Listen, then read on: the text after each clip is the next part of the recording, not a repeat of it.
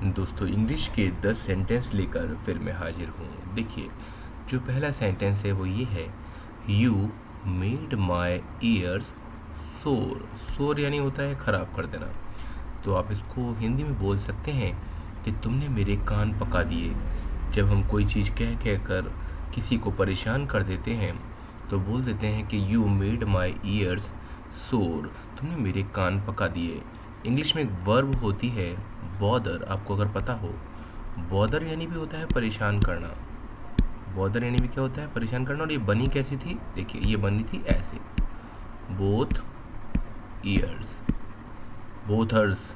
तो both years मतलब दोनों कानों में आप लगे हुए हो कुछ कहने, परेशान कर दिया। तो बॉदर यानी भी परेशान करना होता है, अगर आप जानते हो तो। ठीक है, तो इसका मतलब हो गया कि तुमने मेरे कान पका दिए। अच्छा, कोई पूछता है कि तुम्हारा दिन कैसा रहा, तो आप क्या बोलोगे? It was just another day at the office. या फिर स्कूल में कैसा दिन रहा, तो एट स्कूल। द मत लगाइएगा स्कूल में, क्योंकि स्कूल में प्राइमरी पर्पस होता है। ठीक है, it was just another day at the office. It was just another day at school. बस वैसे ही था जैसा कि आम होता है, जैसा रोज होता है। तो रोज होता है जैसा, तो अपन बोलना चाहिए जस्ट अनदर डे। आप इसको सिंपल भी बोल सकते हैं, दिन कैसा था, जस्ट अनदर डे। ईडियम होता है, इसका मतलब होता है कि आम था, कोई खास नहीं था, जैसा जाता है। अच्छा, आपने अगर मूवी देखी है तेरी बातों में उलझा जिया, उसमें एक शाहिद कपूर कहता है कि I have to take a rain check with the match. वो मैच देखने जा रही होती है, तो कहती है कि चलो मैच देखने चलते हैं। तो क्या शाहिद कपूर कहता है फिर कभी चलेंगे। तो जब भी आपको बोलना है कि हम फिर कभी चलेंगे, टाल देते हैं कोई चीज़ करने के लिए, तो आपको बोलना चाहिए I have to take a rain check with जिसके साथ विद द मूवी।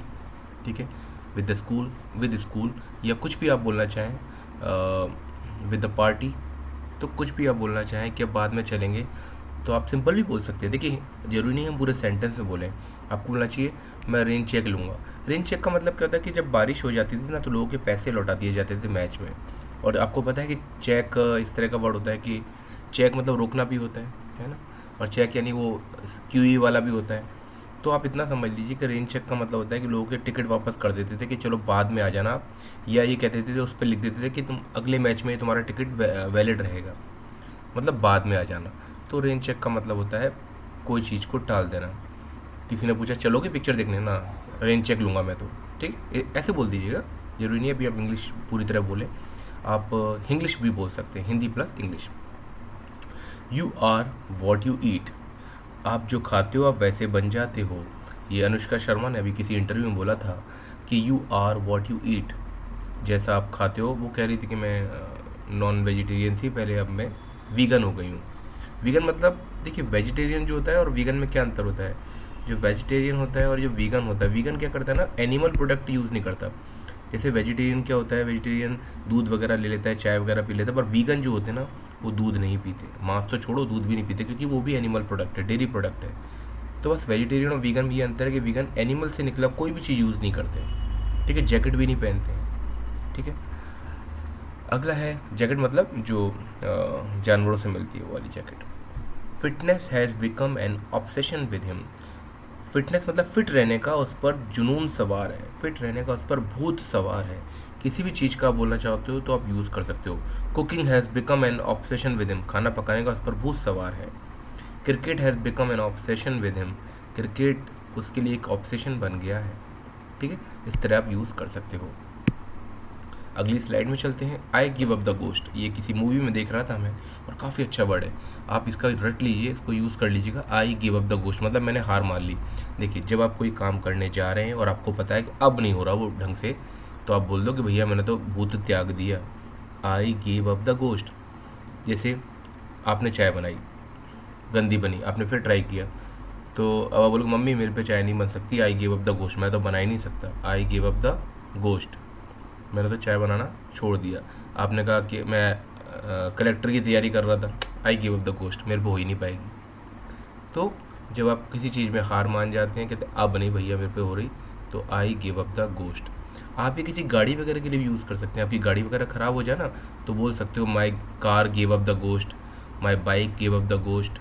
कुछ भी आप बोल सकते हो कि मेरी गाड़ी अब ख़राब हो रही है, वो नहीं चल रही है। मैन एंड वीमेन, देखिए जो मैन जो होता है ना, मैन का जो प्लूरल होता है वो क्या होता है, MEN। और जो वुमन होते हैं, वुमन के जो प्लूरल होता है वो क्या होता है, WMEN कर देते हैं। पर काफ़ी लोग इसका उच्चारण गलत करते हैं, इसका उच्चारण होता है विमेन, ध्यान रखिएगा। कई लोग वुमेन बोल देते हैं, नहीं, विमेन। तो man and women can't be friends, लड़का लड़की कभी दोस्त नहीं हो सकते।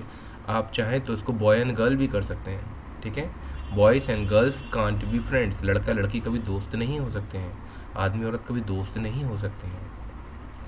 अगला है sentence, your wish is my command, आपका हुक्म सर आंखों पर। Your wish is my command, वो आपने देखा होगा अलादीन वगैरह मूवी में, वो चिराग घिसता है तो वो बोलता है क्या हुक्म है मेरे आका और आपका हुक्म, your wish is my command. I am living for good, अब देखिए ये फॉर गुड आपके तो अच्छे के लिए, पर गुड का एक मतलब ऑलवेज भी होता है। मैं हमेशा के लिए जा रहा हूँ, मैं हमेशा के लिए जा रही हूँ, फॉर गुड। ये एक्चुअली पूरा फ्रेज होता है for good and all, for good and all, पर ये यूज़ ही नहीं करता कोई एंड ऑल, तो फॉर गुड बोल दो। फॉर गुड यानी हमेशा के लिए। I will go for good, I am living for good, मैं हमेशा के लिए जा रहा हूँ। अच्छा, कोई घंटी बजा रहा है आपके दरवाजे पे तो बोल सकते हो इस वक्त कौन आ गया, या इस वक्त कौन हो सकता है, तो आपको बोलना चाहिए who could it be at this hour, who could it be at this hour, ठीक है। इस समय पर कौन हो सकता है दोस्तों। अभी मैं कोशिश कर रहा हूँ कि न्यूज़पेपर की वोकेबुलरी लेके आऊँ आपके साथ, और ताकि आपकी थोड़ी वोकेबुलरी जो है वो ठीक हो पाए दोस्तों। चलिए मिलते हैं फिर अगले वीडियो में।